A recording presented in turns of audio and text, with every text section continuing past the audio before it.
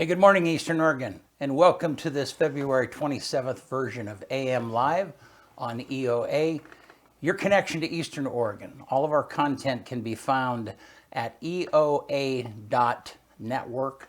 That takes you to a link tree where you can find our Facebook and YouTube and our Roku channel, our website, and then also where all of our content lands on different podcasts. All of that information is available there. Here in just a little bit, we have two special guests at the same time. It's going to be awesome. Dr. Kelly Ryan from EOU and LeGrand School Superintendent George Mendoza. How are you, man? What's up? I'm still trying to. It's still weird looking and seeing me on this side. Yeah, I know. It's really weird. Like I keep wanting to find me on the right, and I'm on the left. I don't know. It's gonna take a little getting used to. Yeah. So we, as you may or may not have known, we adjusted our set recently, and primarily for the guests, because the guests have kind of been between Kyle and I, and so then they kind of have to look back and forth. And of course, I'm better looking, and so they spend more time looking at me. Yeah. And so he was feeling bad about that, and so now they can kind of look at both of us at the same time. And anyhow, give us a wide shot, Bennett, real quick, of the set, and how about that, the upper God shot. Anyhow, so you can see it's a little bit more like a little living room. So yeah, and we changed the slats too. Yeah, we did. You didn't notice, which just meant flipping them around. Yeah, it's like the changing on the go. Yeah, that's right. Not bad though. Yeah. Not bad. You want to do sports? Let's do it. Let's get this out of here quick today.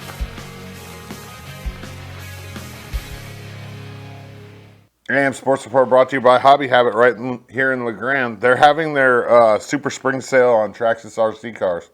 So get down there and check them out. I mean, I'm going to keep telling you about these RC cars.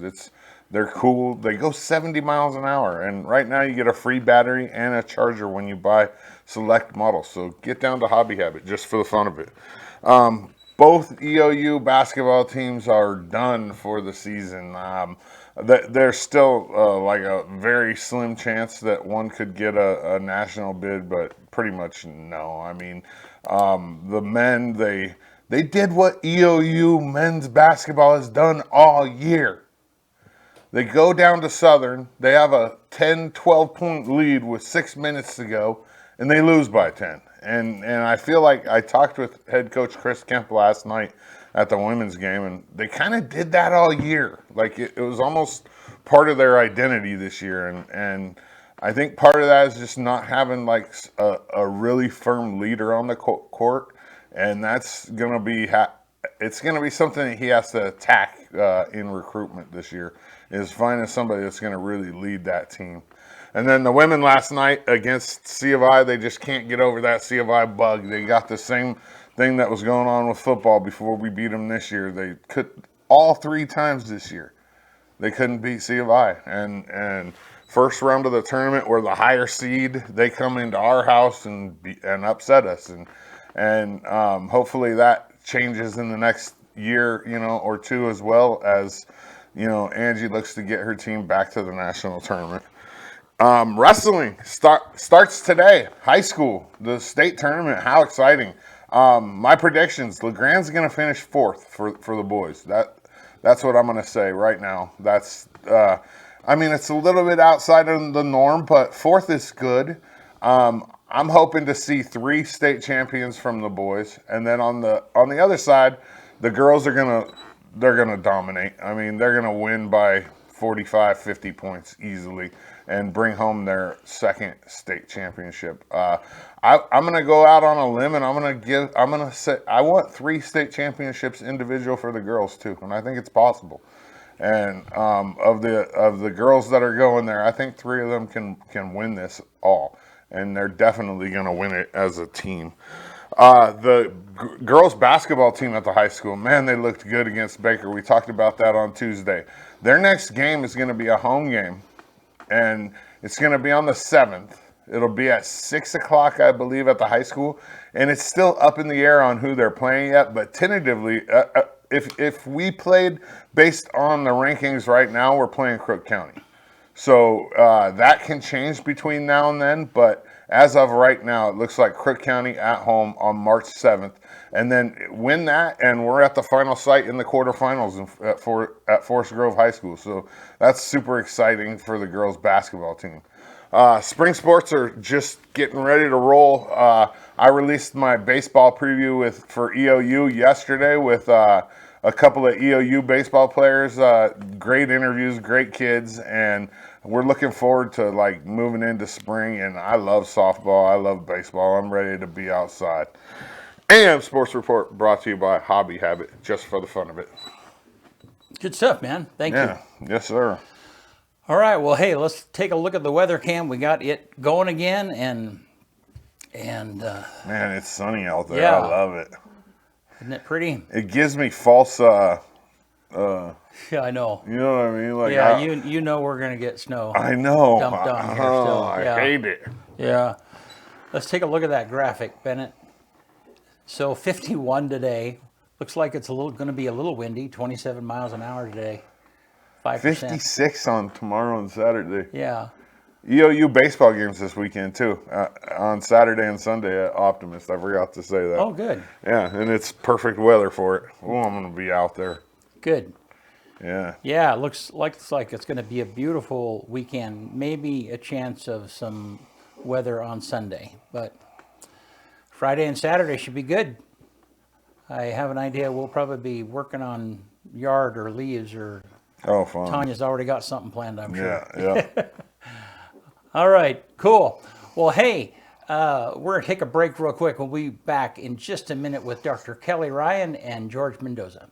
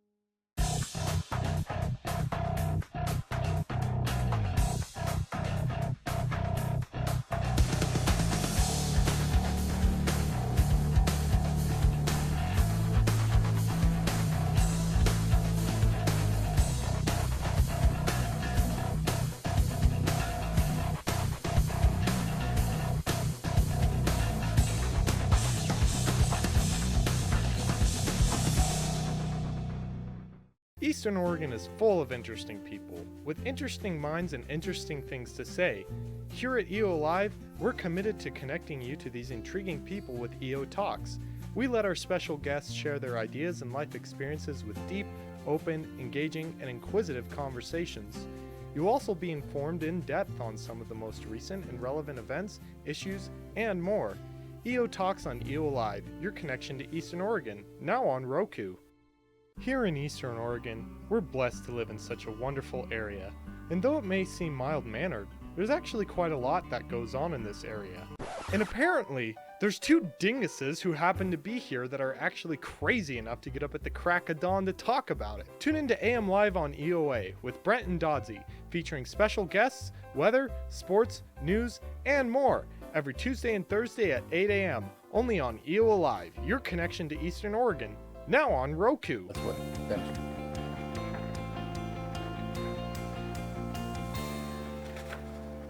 All right, we're back. We are. Dr. Kelly Ryan. Dr. George Mendoza? No doctor, Not doctor? just George. Okay. George. Gentleman George. George. Dr. Kelly Ryan and George. Yeah. No, hey, thank you guys. What a pleasure to have both of you at the same time, you know, and to be able to talk about the state of education in Union County in Eastern Oregon. Yeah. What a cool opportunity. So I guess let's just start with I'll start with you, George. Tell me what's the news? What's the news in LeGrand School District? Is there anything you want to update us about? I would just say, there's always things going on. Dozzy does a great job of talking about sports, so that's always of interest to me. I love our kids doing well in sports and participating at a high They're level. always at the games. So I love that. We had about a 90%, 92% graduation rate, 96% completer rate. So those are things that we celebrate, systems wide, about making sure that we can ensure that kids get through. So to me, knowing who they are, knowing their situation, applying resource and strategy if they're not doing well, and then getting them to graduate is a big deal. So I'm always happy when I see those results. There's a lot of stuff going on with the state with accountability, and what's accountability going to look like in the future. So kind of helping people to understand a little bit more about that. There's things going on with our world with democracy, so helping people a little bit to understand some of that. We don't know all the answers, or we don't know all the things, but letting people know we're going to keep moving forward. We're going to keep looking at our strategic plan. We're going to keep looking at our goals. We're going to keep working on those things. And we're not planning to lay off any staff or do any changes at this time. We're just going to keep going till we know more. So just that, looking out for people. Yeah. This is kind of a normal thing, HR type things, making sure financially we're okay, all the day-to-day things that superintendents do. Yeah, good. All right. And Kelly, what's Well, lots new in the EOU world? Yeah. Lots going on. I think I was last here maybe after fall started, and so as you know, our enrollment grew in fall and it continued to grow in winter, so that's really promising. And most important to us is we're really focusing on student success right now, and our retention rate grew again this year, and that's just so important to who we are as a campus right now, really focusing on our students coming to campus, feeling supported, our online students being able to find the tools and resources that they need. We're still focused on that campus vitality campaign that I shared with you a few times here. We're also doing really neat stuff related to our political world as well, making sure that our students are involved in civic education in addition to just engaging at the university in general. We started a new project called the American Democracy Project that pairs students to talk with people across the nation about a whole bunch of issues. And what they find out is that Americans have so much in common. I mean, we really do. We have so much in common, and it's been really neat to hear about their experiences in this work and many of the others at the university. Awesome. Cool. Thank you. Yeah, and Kyle and I have laughed several, because last time it was a wonderful conversation that we had. And the quote that stuck out, in fact, we used it in a reel, is, "I was so glad I was here to give you all a history education this morning," or something. Set you guys straight. Yeah, that was. Yeah. Well, I was glad that you listened to my words of encouragement not to talk poorly about history or English this morning. You were very well behaved. Hey, I'm a historian when it comes to sports. That's true. You're creating records. Yeah. I don't talk about history because it's in the past. Oh, here we go. All right, let's stay on target. It's like throwing a bone out there for Kelly to jump. True. Yeah. I will pick it up. Yeah, yes, you will. So you guys, George, let's spend some time talking about how you guys work together, which is unique for you both being here today. So George, you're the board chair of the EOU Board of Directors? Is that, I don't know. Board of Trustees. Thank you. Yeah. So what is that? How did that happen? Oh, I'd say, I could give you a really long answer, and I'll just say, love of EOU for me brought me to the board. I had a great experience as a student, as an athlete at EOU. When the board was created in the inception period, this is about 12 years ago, I was asked to be on the Board of Trustees, and from that time forward, was the chair of the Student and Academic Affairs, on the governance committee, or on the governance side, and then also on the financial side. So I had become fairly strong at understanding our committees and being a part of our board. And then about 3 years ago, I was asked to be the vice chair. Okay. And so from that time going forward, vice chair supporting all the other committees and supporting our board chair and supporting our president. And then when Cheryl Martin resigned and I wasn't sure about this clause at the time. I knew that the vice chair becomes the board chair, but I thought it was like a temporary thing until the board would make a vote for Yeah, the chair. And I had shared with Kelly and others before that I didn't feel like I had the time to be a board chair. I had enough time to help people and love people and look out for things. So I didn't know about me being a board chair for a long time. Right. But then it's in the bylaws that basically you take over the term of the president or the board chair that resigned if you're the vice chair. So the reality is I became the board chair through that process.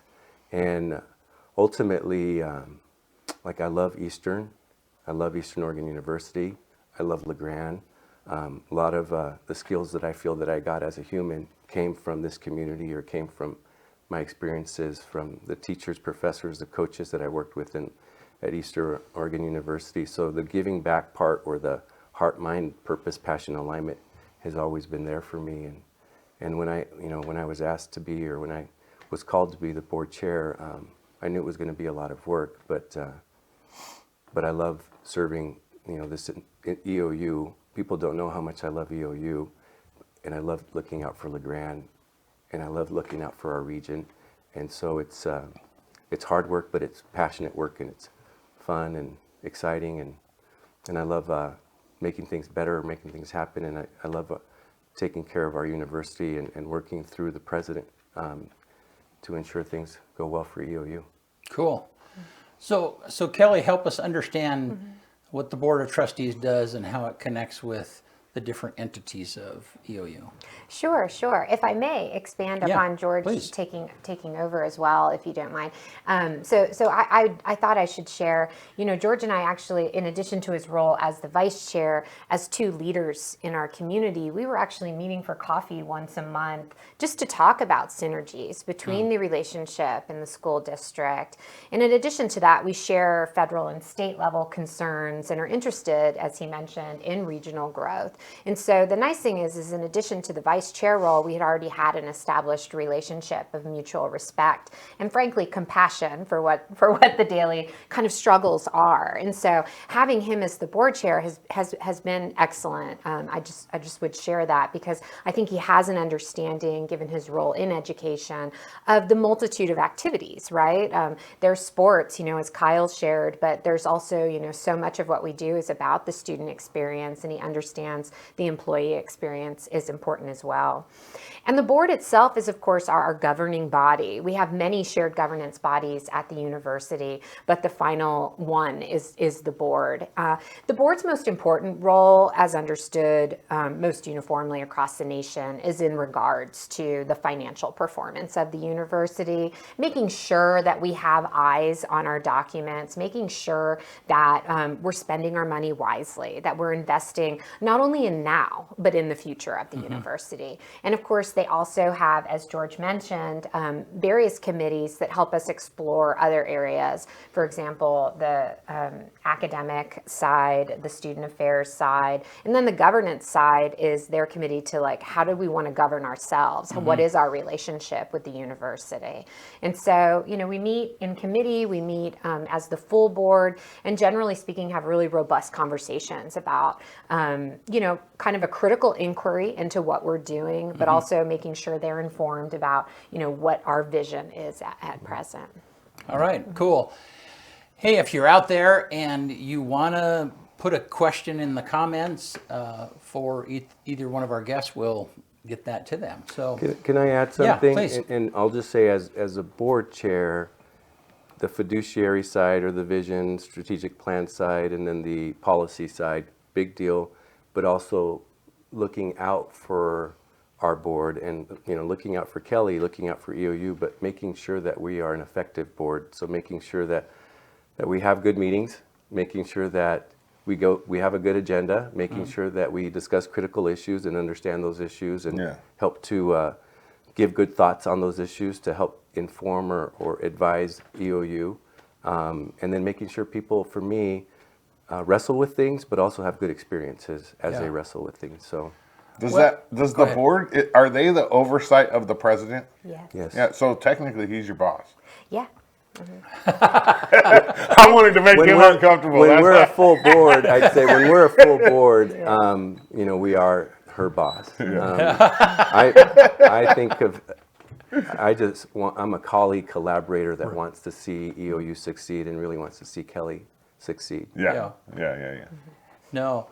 So, yeah, and I didn't tell you this before, but I mean, as we get into this, if you guys want to pitch different responses to each other, you know, you're certainly welcome to do that. Absolutely. Because I want to ask, how is, I mean, there's a lot of stuff in the midst of education, both statewide and national, and one of you already referred to that a little bit. You know, I guess let's talk about that. Let's talk about, George, why don't you talk first about, from your position, what, you know, you said right now we're just holding steady. Yeah. Yeah. So I don't know. Do you So I'll want to just expound on say that a little bit more? Yeah. Well, you know, if I'm seeing things on anything with diversity, equity, inclusion, LGBTQ, transgender, and information that's coming to us, we're looking at from any executive order kind of what it says, and then we're also looking at any Oregon laws that we have to follow. And then we're just kind of in this, we're going to make sure that, you know, if it's students being potentially deported or Homeland Security coming to your schools, you're getting what lawyers have to say, and you're getting what the state of Oregon has to say, and then you're just pretty much preparing your school and through your administrators or your secretaries on what would happen if Homeland Security showed up. I'll share that information with Kelly so that Kelly knows how our school district will deal with something, and Kelly would tend to share with me what's happening at the university, so that how the university would deal with those types of things. And if it's about title funds or federal funds, us having less funding with you know, Medicare, Medicaid, E-rate, any grants that we get, USDA grants, for her to know, you know, for us, we're still kind of wait and see and processing if there's going to be any change, and how we would react to that. And Kelly does the same for me, where I would know a little bit more. Hers is more financial aid and other things that are given to the university. So situational awareness is usually where I'm at, and then how are you dealing with it? How are you going to figure that out? And us kind of just supporting one another. So state-wise, what's happening at the state level that might be affecting the local school districts, and specifically LeGrand? Anything going on there? Well, from a state, just funding, there is no like new rules or new laws that the state's done. You know, for us, it's really how is education going to be funding? Can I still keep my programs and services? Do I have enough money to support our staff at the same level we've been supporting our staff? Are we going to be able to do the plans that we've sought out for with our facilities or other things that we had based on funding and resources? So that side of it, and then now that, you know, there's more with accountability that's going to happen, you know, what does the state test look like in the future? I've been giving a lot of things of, formative assessments, interim assessments. You can collect our grades, you can collect our data. We do beginning of the year, mid-year, and end of the year assessments. We can give you really good responses on how students are growing based on that. Where the state gets a little upset, where they say, you know, we're giving more money than ever, but state test scores are crappier than ever. We're giving more money than ever, but your attendance is not very good. And then you wind up having to tell the state too, like, well, you made opt-out available, and guess what? There's a lot of kids that are wanting to opt out. Yeah. You're going to get data that's not accurate data, and you're going to get maybe only 70% or 20%, 30% that take the test, 70% that opt out of the test. Like, you're making systems or rules that create all of these other second order, third order crumble effects. And so you wind up saying that, and then you don't have any accountability for truancy, or we want to make sure that kids attend. We do want to reward and incentivize, build relationship and connection, purpose, meaning, belonging. But we also, when they're not showing up, we need some level of accountability. We need some level of planning or conversations to help people understand the importance of showing up and all the skills that happen when you attend regularly. So we have to give a little, like, you're right, we want to do better, but also you keep making rules that have consequences as well. And if you want, like, I sometimes say this, if you want this, high expectations or high achievement, you need structure, you need order, you need, I'll just say, accountability, you need consistency, you need a plan, and you need to follow a plan. But when you create too loose or non-regulation, and then you want this greatness, but then it's like there's no accountability, there's not enough structure, there's not enough expectation, and there's not enough policy that supports it, you get this result. Right. So, Things fall through the cracks. so I wind up saying those things to different people when it's time, Right. like right now. But other, So, I know enough about your world, and I presume this to be of the university world that you used the term buckets of funds quite a bit, and so as you're putting together programs, you're just trying to find funds to cover whatever those programs might be. And there's no one big fund that pays for everything. You're pulling from many different things. And so I mean, I would imagine that as you're reacting to some of this stuff, you're just trying to figure out, well, if we lose this bucket, then are we going to be able to continue that, or can we replace that somewhere else, or anyhow. yeah, that's exactly how we think, or I think. Yeah. So, and go ahead. I would share things are, and I hope you won't disagree with me, but things are, I would say, a little bit different. Yes, buckets. So the state economic report came out yesterday, and things look okay, but we don't have March unemployment numbers yet, and the changes at the federal level are going to influence that. And so trying to figure out how much money the state even has to spend this year, I think is why we're in this really difficult holding pattern. And I think another thing that George was alluding to was the difference between new regulations coming out from the federal government and Oregon's state laws. And so finding a way to navigate this ground is incredibly difficult, which is why we both are becoming lawyers. In a matter of months, we've both become, it's like I spend more time reading and consulting with lawyers than I have at any other point in my career, because we do want to make sure that we're being compliant. We do want to make sure that our students have excellent experiences.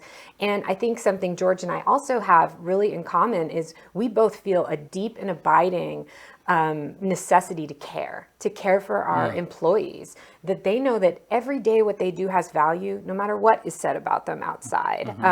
And no matter what happens with funding, we care and we really value what we do.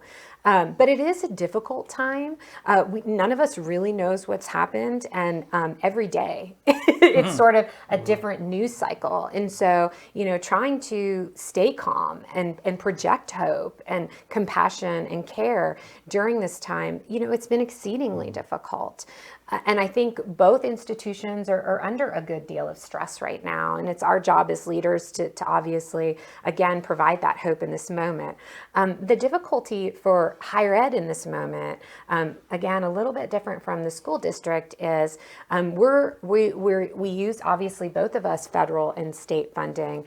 But the state of Oregon, as I've shared with you before, is 46 in the nation in the way that they fund higher education. Yeah, not good. So changes in the funding model for your higher ed institutions, particularly your regional institutions, it's existential. So if the state budget precipitously drops and they continue to fund us at a 46% level, and the federal government decides to, for example, reduce the Pell, there's not a bucket I have to pick up and pour into another one. Yeah. And so it's really important we understand the stakes, but again, we're finding ways to navigate, again, to comply with the law and communicate with our folks. Later today, I'm having a town hall on campus to talk about these issues, because I don't want people alarmed, and I want them to know we are operating from a space of both care and compliance. So go for it. Very well said. And what I've come to realize over time is exactly as Kelly's saying, but I'm just going to say K-12 education, though, is funded in a way that is more protected than higher education. And I'm just going to say it's prioritized by our state, and it creates us having a little more security and thinking of, like, if I have this much resource, I can keep this title program going, or I can offset funds to keep this intervention thing going, even if I lose some federal funds. Where I guess I've felt over time that our EOU or our public universities don't have those types of options as well as a K-12 does. Yeah. So is that is that a fear like of you guys as leaders of the education systems here? Like when you look at it federal and state, like say an executive order comes and it kind of goes against what the state says. Yeah. Is there a fear of losing money one way or the other there? Absolutely. Is that, Yeah. that's what this is. Absolutely. And right now, you know, we're in this kind of interregnum period where we have executive orders or, you know, dear colleague letters, then there's a lawsuit, and then there's a holding pattern, but then what's going to happen when it's in trial, you know? And so, yeah, I mean, it very much so is a, you know, you want to comply with laws, but at a certain point, we are going to see this hit the head. And because I'm a historian, I'm going to tell you, this is, you know, this is the function in nature of our republic. It has always been this issue of who ultimately has the authority. Is it your local, state, or government, or is it the federal government? And issues like this are going to come to the fore as a result of, I think, you know, and again, this has historically always been the conversation. Where the Same Civil thing War happened came with from. marijuana. Yeah. Exactly. Yeah. Exactly. Yeah, but I mean, the Civil War came out of, you can't tell us what to do. Yes. Right. I Yeah. mean, the federal government. Yeah. So. And slavery. Yeah. Right. Well. Well, Right. yeah, a little bit. Yeah. That's, Let's not forget. yeah. Right. Yeah. This seems like a little off topic, but I think both of you have a good gauge. This seems like a weird economic time. This seems, I mean, and it really started in the fall. Could have started last summer. You know, I mean, it's not just with the administration change at the federal level. Are you sensing? Have you sensed that? I mean, from a business standpoint, we have. Yes and no. Like the state of Oregon, whether through COVID or even slightly before, has begun investing in education at a much higher level than it's ever has. In 2010, the state school fund was about $5.7 billion. You know, in 2025, it's projected to be 11.3 or 11.365 billion. Double. We've been getting more and more money so that we can have more services. We now have that student investment account for well-rounded education. I now have PE teachers, or I have more counselors, or I have behavior classrooms, or I have mental health and wellness services or behavioral services. I have been able to do much more in this time. So that the concept of scarcity is there, but it's not as strongly there. And even if we get, like we were at 10.2 billion funded, we're projected at 11.365. That's about a 13% increase, plus new money on top of that for our student investment account. In my mind, it's, you know, we're going to have some, you know, federal funding problems, but I have some, I'll just say some juice from my general ed side that I can use to keep things for at least a short amount of time, whether it's 2 years or 1 year. But I have intermediate resources, maybe not long-term resources, but that buys me time to transition, or it buys me time to think through how we're going to do things. And so I am, you know, my sense of urgency is probably different than Kelly's, because I have more resources. Right. And I have the ability to figure out some of those things with our resources. But when you have finite resources or less resources, your sense of urgency is much faster, much stronger, and your readiness to benefit for these things increases. So I'm in a position of worry, but I can observe for a little longer. Well, and I think I'm mostly talking about like from a consumer level, Yeah. which would affect you Yeah. more, because like, so if you have students or families of students that just don't have the funds or don't have the disposable income that they've had, that's going to affect higher education. Absolutely. And I will share, you know, EOU is in a good place in terms of enrollments. We're in our second year of enrollment growth. And yet, during my first year of my presidency, I had to cut the budget about 8%. And that relates directly to the funding model of the state, right? It ordinarily wouldn't make a ton of sense that you're cutting money even though you're growing at the same time, right? And I think that, to your point about consumers, one of the things that came up in the report about the state's economic condition yesterday is that inflation actually hasn't dropped as quickly as in Oregon as in other states. And our enrollment is doing okay, which suggests that people are still willing to invest in themselves in the future. Where my worry comes is, they're projecting to cut about $330 billion from the federal budget. And this ultimately does mean that, students could be harmed. The most stable loans that our students receive are from the federal government. 41% of our students use those. 38% use the Pell for low-income students. And these laws were put in place to make sure that poverty was not something that we passed down from generation to generation. Higher education institutions ideally take students from our local high schools and help them lift themselves up higher by investing in themselves. And so if those sources become shaky, or even students feel that they might be unstable, they're unlikely to invest in themselves. And so that's the kind of consumer problem that we're looking at. It's something I've spoken with the Higher Education Coordinating Commission in the state, but they're focused, I think, on other alarming issues at the moment. Right. So the relationship that you have is kind of unique in the sense that you're the board of trustees chair. So, I presume, I'm sure that might happen other places, but your funding models are different. You're more secure. Yours is more optional. Anyhow, have you found yourself being able to be an advocate for higher education in a way that you haven't, or do you think you're going to be able to? Because you already have, I'm presuming you already have somewhat of an in because of your position as a superintendent.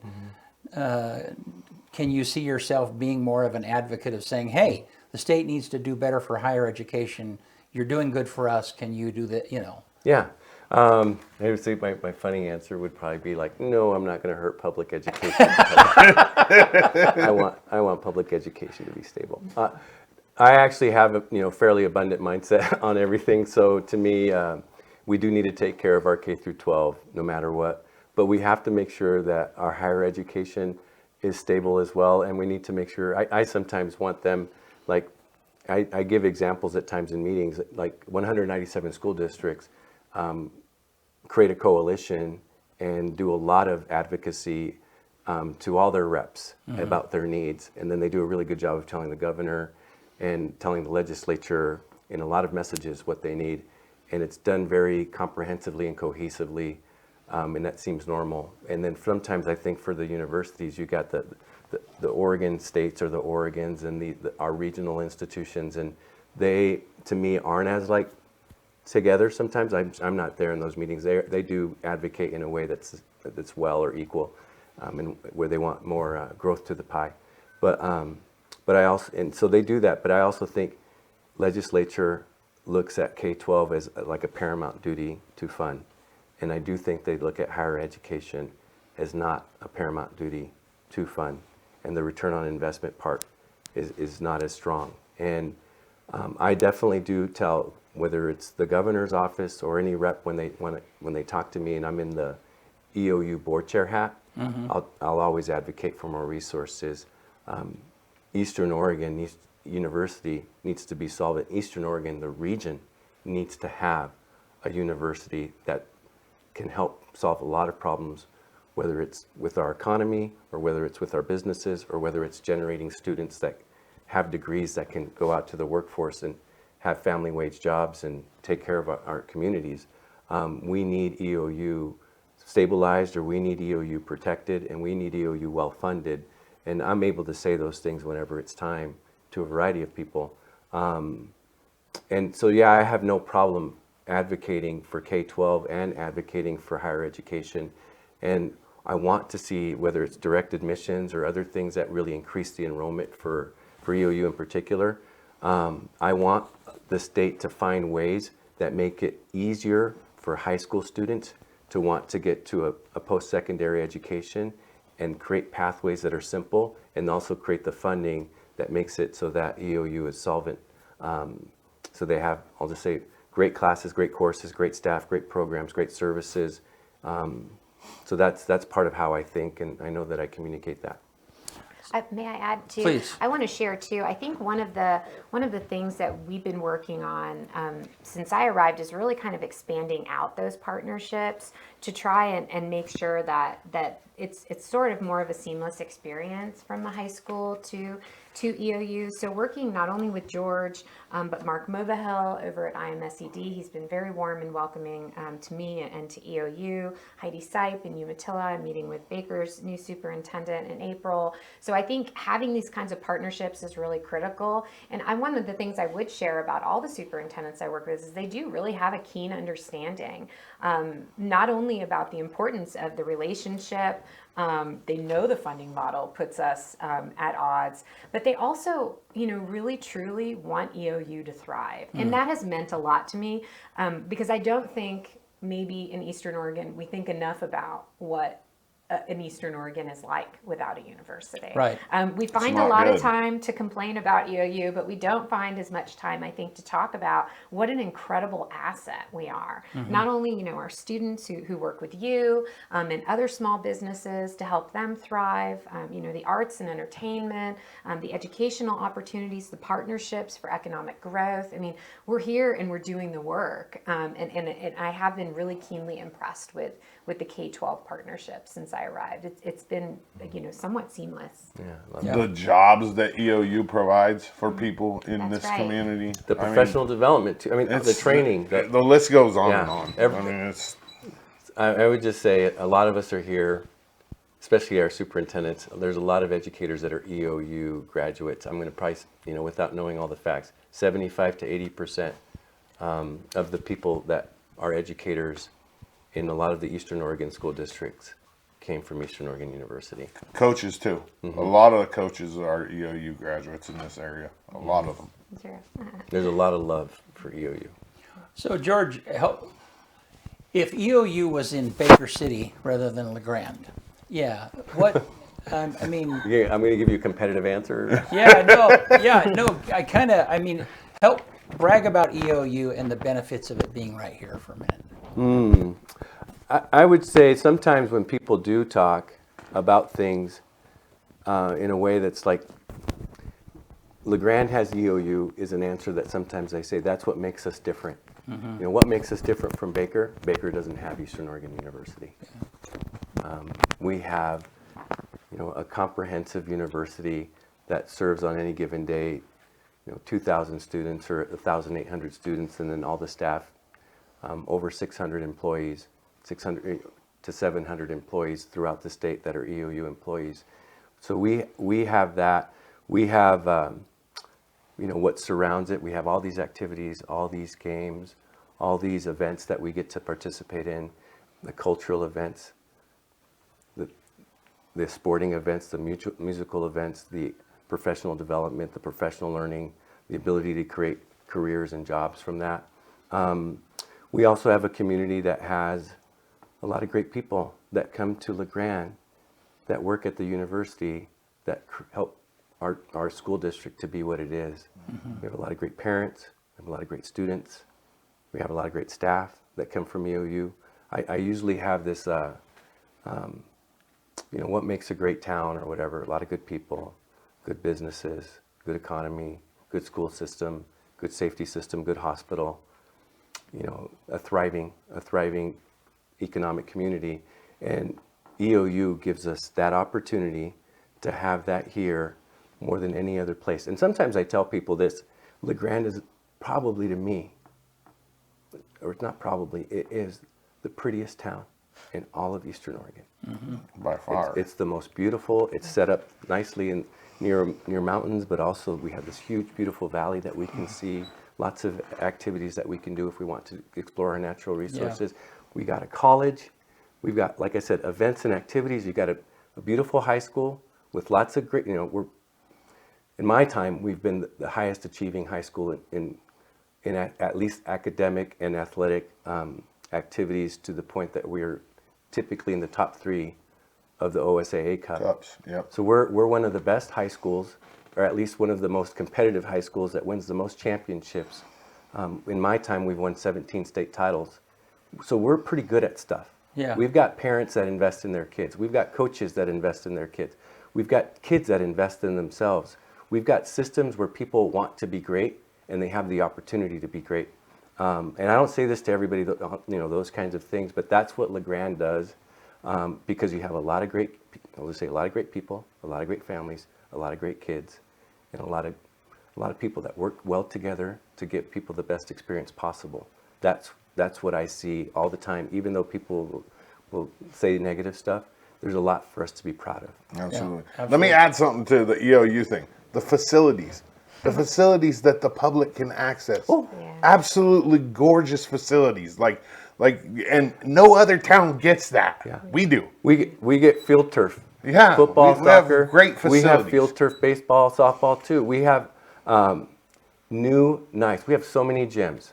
Lots of gyms if people want to do activities, want to play basketball, want to do futsal, want to do indoor sports.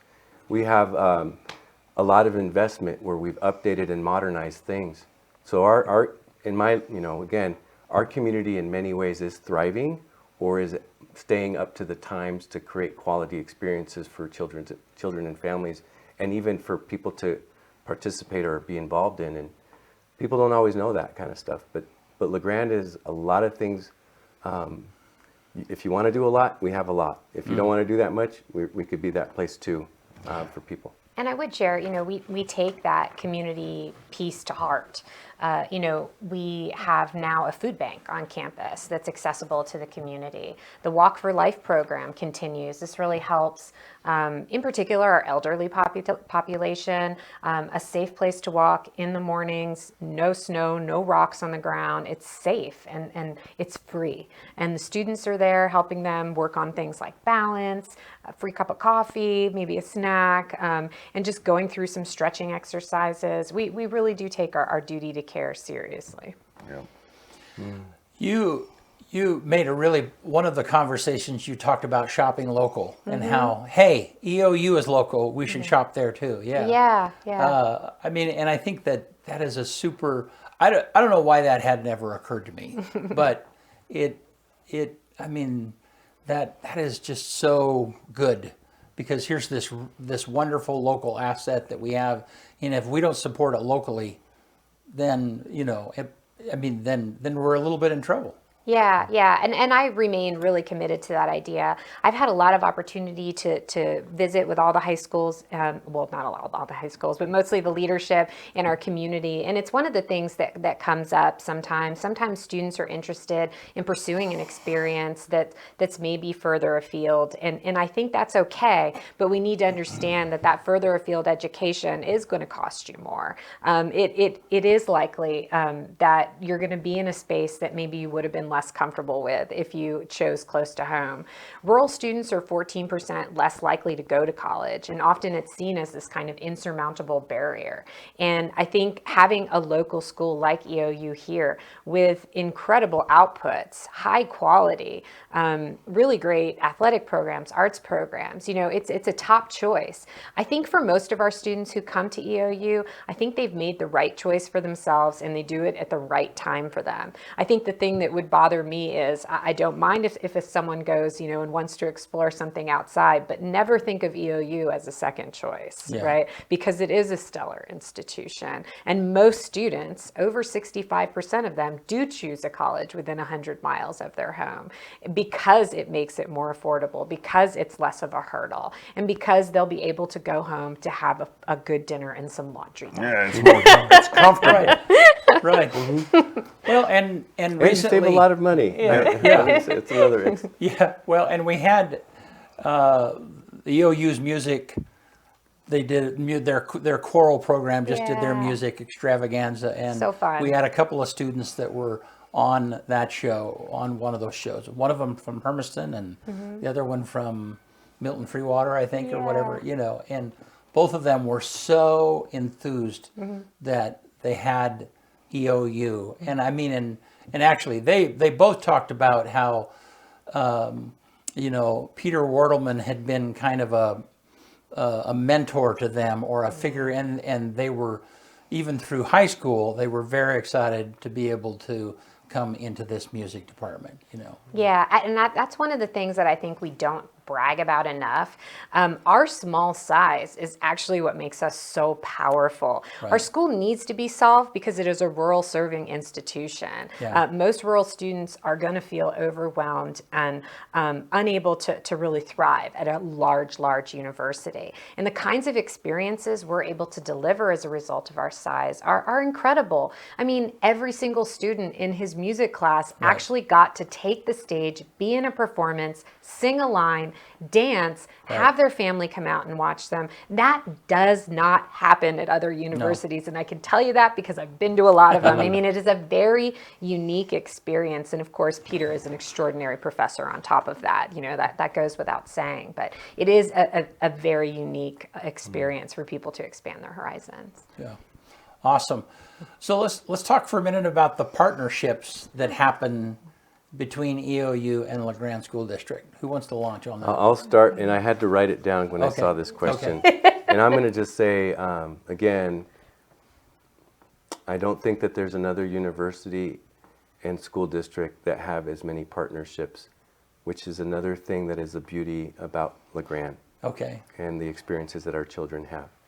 We have an EOU Lunch Buddies program where the EOU athletes come to our elementary schools and have lunch with students. And they do like character ed type things and just build relationships. We now, this school year and going into the future is our goal, we allow our 4th and 5th grade, or our 3rd, 4th, and 5th grade to go to an EOU sporting event. And if they host it during... Yeah, it's wild. So for us to be able to have our kids come and watch the girls team or the boys team play basketball, or whether it's going to be volleyball in the future or other sports, that is something that's special. We have EOU reading tutors that come to our school and work with our elementary kids to give them intervention support. So based on science of reading. So we have that. We have the Tiger Mountie Hub, where an EOU staff member is there at least 2 days out of the week to help our kids to understand what it would be like to go to EOU, the degrees, meet professors, understand how to access services, FAFSA, apply for FAFSA, all these types of things going out of the high school. We have a direct admissions program where, if you do a release of information and you figure out that senior year and you get that information to our registrar, we can communicate with EOU, and then EOU will tell that student you're accepted or you're enrolled and you have this type of scholarship or fee remission. So we have things that like just remove obstacles for first generation for sure, but students that want to go to EOU that might think, I can't do it, I'm not sure how to do this thing. We've made it really easy for them to get to EOU. We have Oregon Teacher Pathways, so we have a pathway program where our students can become teachers. Christian Mendoza is in that program. Eastern Promise, so you can get dual credit, high school credit, college credit courses. I think they now call it early college initiatives, but it used to be called Eastern Promise. So we have those types of classes. We have Go ASAP, which is Get Outside After School Activity Program that happens in our middle school, started by EOU and still supported by EOU. We share facilities, so we share football, we share soccer, we share baseball. We have academic things, art things, musical things, media things, social media things that EOU does for our valley, for our, not just our school district, but for others, and we get to experience those types of events. We have staff wellness that we do through EOU. So they do a lot of things with physical fitness, with podcasts, with nutrition, that we hire their staff to help do these things for us, and they do that. We have cultural awareness, culturally inclusive practices. We have a We have a newsletter that comes from EOU. We have hired them to do that, so our staff get a monthly newsletter on culturally responsive practices, and then we get invited to that kind of professional development as well. We have practicums that are a normal thing for us, where our students, we can have student teachers. We're probably one of the flagship locations where we get a lot of student teachers that we get to look at too, and we get to support, and we get to partner with for that. And I'll stop there, but just that tells you Right. that's a lot more, Man. or a lot of things that many people don't get, and our kids get to experience that. Right. You know, our staff get to experience that collaboration and that partnership. But the biggest thing I love is that our kids get to see these things and experience these things, and we wouldn't have if EOU wasn't here. Yeah.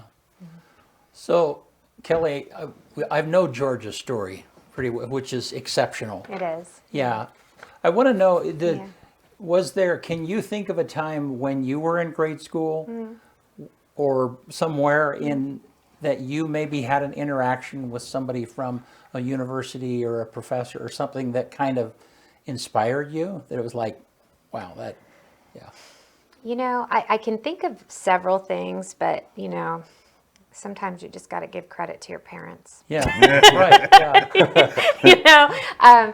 You know, I do remember when I was in high school, I would go to the musicals at University of Hawaii, Manoa, and then I was president of or vice president, I can't even remember. I think it was a little bit of your situation. President stepped down, Kelly had to step up. But I went to like a leadership seminar about environmental and sustainability practices.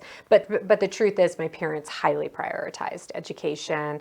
From a very young age, it was my expectation that I would go to a college, and they gave me a suitcase at graduation just to let me know that I was leaving home after high school. And then there are little moments, you know, pictures in your mind. My mom was a non-traditional college student.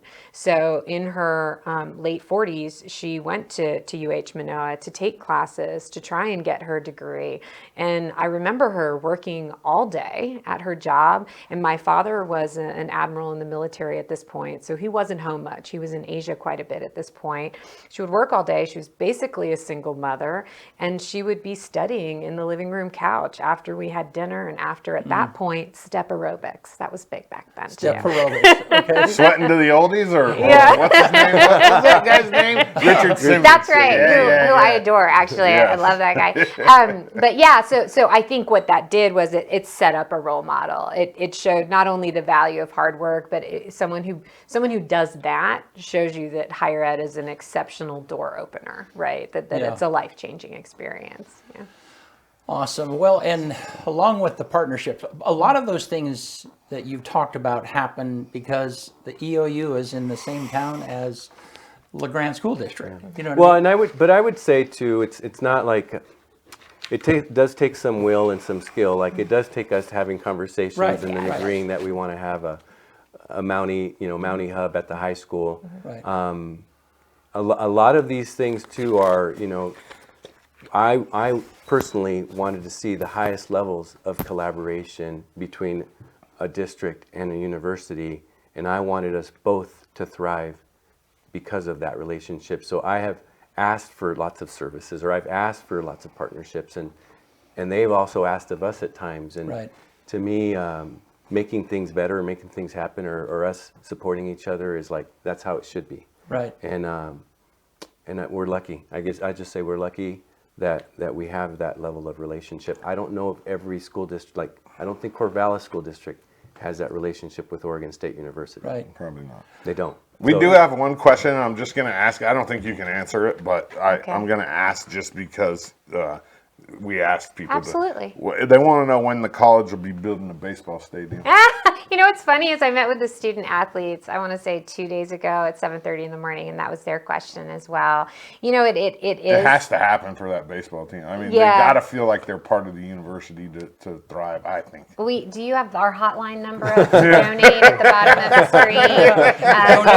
Yeah, EOU. You want your name on the new baseball team? Right.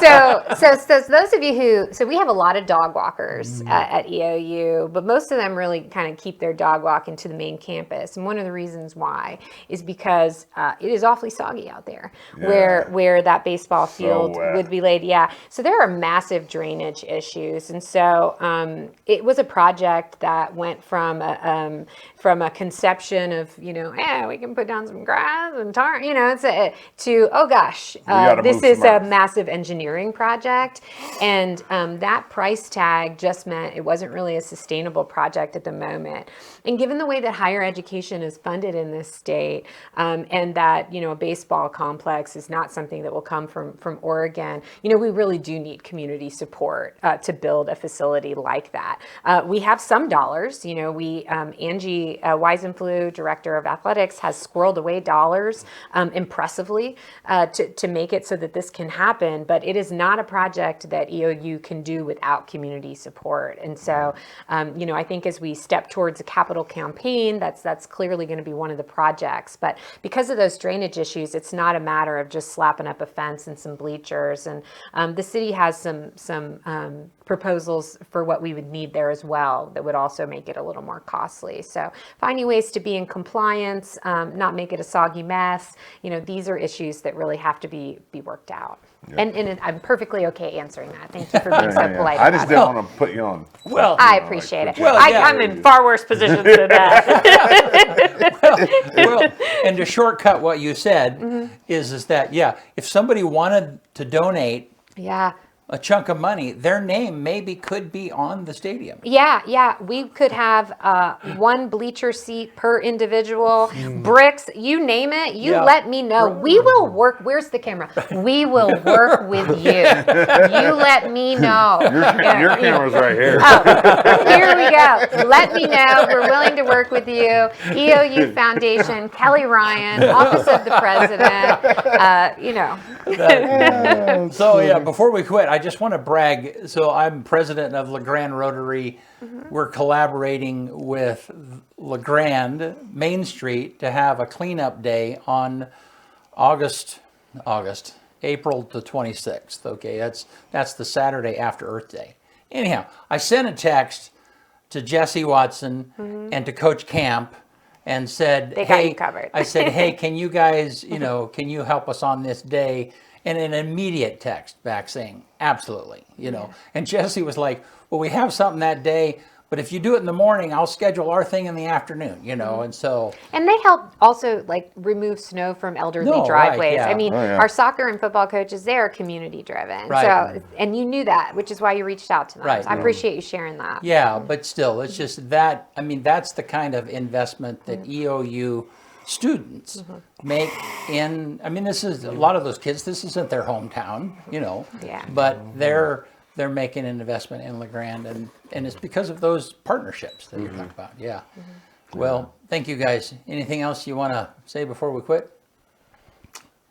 No, I'm just very thankful I'm very thankful for Dr. Ryan and the EOU in our community, and that we get to all grow because of the university. I certainly wouldn't be here without Eastern Oregon University. Oh, thank you. And thank you for inviting us, of course, and thank you to George for stepping up for what he thought would be a couple of months and is lasting now a little over a year. Excellent. You might want to read the bylaws a little more carefully if you say you're going to be vice president, because it might be president-elect. All right. Hey, you want to guess? Let's do it. On this day, February 27th, 1827, Mardi Gras first celebrated in New Orleans. 1922, on this day, the U.S. Supreme Court unanimously upholds the 19th Amendment to the U.S. Constituent. Why does it say constituent? That's not the right word. That's not. It's the Women's Constitution. right to vote. Yeah. Yeah. I get this off of a website and copy and paste it. And that's what I get for doing that. 1974, People magazine begins sales in America. 2012, WikiLeaks begins disclosing 5 million emails from the private intelligence company Staffer. 2019, the smallest baby ever to leave a hospital was born. This baby was born at 9.45 ounces and ended up leaving the hospital and living. That's very tiny, less than a pound. On this day, the number one movie in America in 1985, Beverly Hills Cop. And the quote of the day comes from Tim Ferriss. The world is changed by your example, not by your opinion. One more time. The world is changed by your example, not by your opinion. The world has a lot of opinions these days, doesn't it? Yeah. Absolutely. So yeah. Hey, thank you guys Yep, for being here. appreciate you guys. Yeah, really appreciate it. Thank you all, and we'll see you soon.